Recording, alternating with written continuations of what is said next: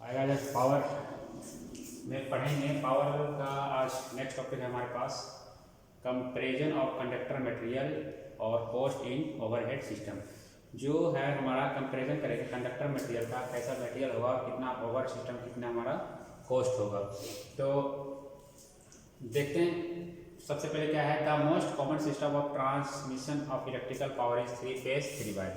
पहला क्या होता है, ट्रांसमिशन सिस्टम में हमारे पास 3 फेज 3 वायर होता है, which is universally adopt and 3 phase 4 wire. और फिर उसको क्या करते हैं, हम एडॉप्ट करते हैं किसमें, 3 फेज एंड 4 वायर।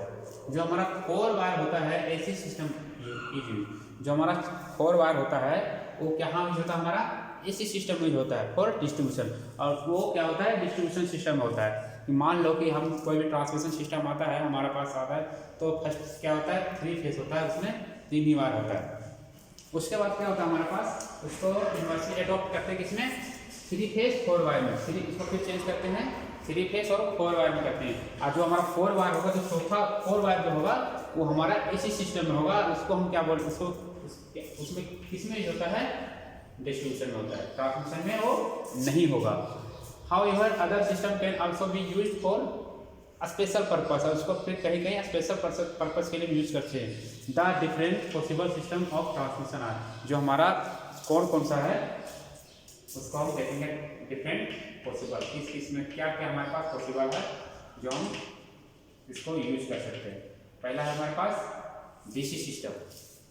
क्या है, डीसी सिस्टम। डीसी सिस्टम में क्या कर सकते हैं, ए में डीसी सिस्टम में हम यूज कर सकते हैं इसको DC 2 wire system, DC 2 wire system. B में इसको क्या कर सकते हैं, डीसी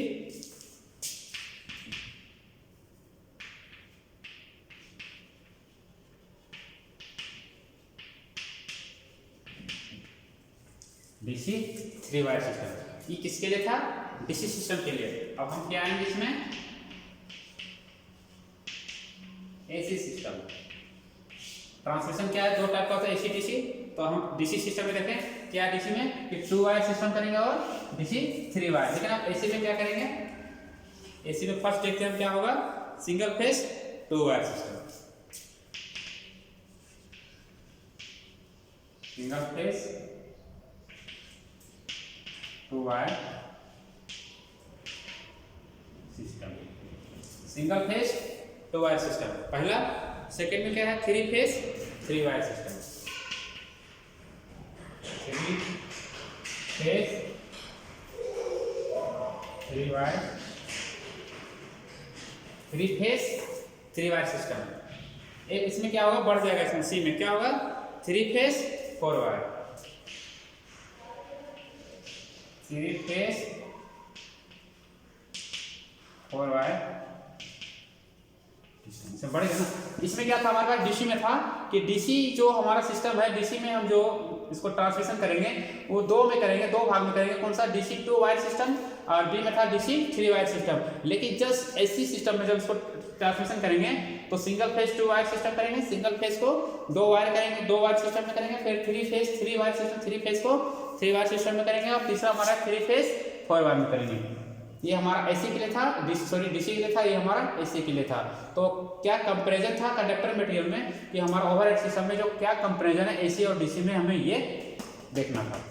अब हमारा आता है next topic, economical choice of conductor size.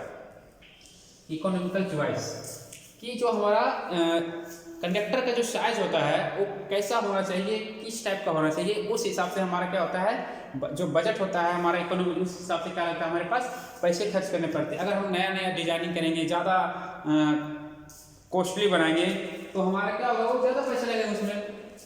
तो इसीलिए हम इसमें पढ़ते हैं economical choice of conductor size की। इकोनॉमिकल चॉइस जो होता है वो कंडक्टर साइज के हिसाब से होता है कि कितने पैसे लगेंगे, कितने खर्च लगेंगे। The cost of conductor material is use major part of the total cost of transmission line. क्या होता है, जब ट्रांसमिशन लाइन में होता है हमारा कंडक्टर मटेरियल जो होता है वो बहुत ज़्यादा यूज होता है, बहुत सारा पार्ट जितना भी होता है, बहुत सारा पार्ट लगा होता है, वो क्या होता है, टोटल कॉस्ट ऑफ ट्रांसमिशन। उसमें क्या आता है, जितना भी पार्ट है वो ट्रांसमिशन कॉस्ट में आता है। Therefore while designing any scheme of power transmission the engineer should design the various part. जो हमारे इंजीनियर जो होते हैं, जो हमारे डिपार्टमेंट इंजीनियर जो होते हैं इलेक्ट्रिकल, वो क्या करते हैं, सारे पार्ट को क्या करते हैं, डिजाइन करते हैं कि इस ट्रांसमिशन में ये होना चाहिए, इस ये पार्ट को ऐसा होना चाहिए, ये पार्ट यहाँ लगना चाहिए, वो पार्ट को यहाँ लगना चाहिए। उस हिसाब से क्या करता है, नए नए जो पार्ट उसमें लगे होते हैं उसको डिजाइन करते हैं such way that and maximum economic can be use. और उसमें क्या होता है, हमारा ज़्यादा लागत लगता है, क्योंकि किसी भी चीज़ को हम क्या करें, पावर प्लांट को बनाएंगे, ट्रांसमिशन करेंगे, डिस्ट्रीब्यूशन करेंगे, तो उसमें क्या होता है, हमें एक इंजीनियर की जरूरत होती है कि पहले इसको हम क्या करें, कंस्ट्रक्शन कैसे करेंगे, फिर इसमें ट्रांसमिशन कैसे करेंगे, डिस्ट्रीब्यूशन कैसे करेंगे, फिर हमारा उसमें क्या क्या मटेरियल लगेगा, फिर उसमें कौन कौन सा पार्ट लगेगा। तो सबसे पहले हम क्या करते हैं, इंजीनियर से डिजाइन करवाते हैं, फिर वो इंजीनियर हमें बोलता है कि ये पार्ट नहीं चलेगा, ये ठीक नहीं है, इस मटेरियल को लगाओ, ये दूसरी वायर लगाओ, ये लगाओ। तो हमारा क्या होता है, धीरे धीरे इसमें कॉस्ट बढ़ता जाता है। वो डिपेंड करता है कि हम किस मटेरियल का यूज कर रहे हैं और कहाँ कितना पार्ट यूज कर रहे हैं और किस हिसाब से यूज कर रहे हैं, वो डिपेंड करेगा हमारा ट्रांसमिशन और डिस्ट्रीब्यूशन। और हमारा जो इंजीनियर जो हमारा डिजाइन करेगा जो हमारा कि जो बड़े बड़े टावर होते हैं ट्रांसमिशन लाइन में, उस हिसाब से जो हमारा कंडक्टर का साइज होता है, उस साइज के हिसाब से भी हमारा क्या होता है, उसका लागत लगती है। तो ये था हमारा 2 टॉपिक आज का। Thank you.